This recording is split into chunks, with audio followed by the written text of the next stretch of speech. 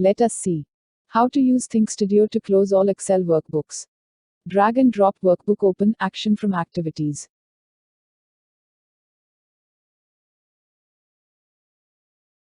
Drag and drop workbook close all action from activities. Stitch all action nodes into a task workflow.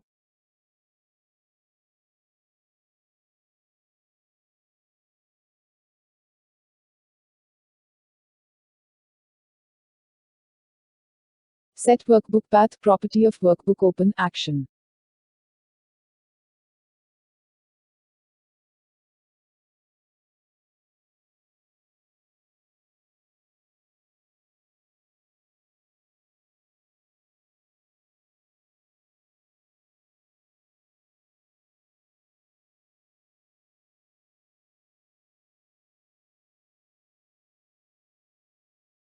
Click Run button from toolbar.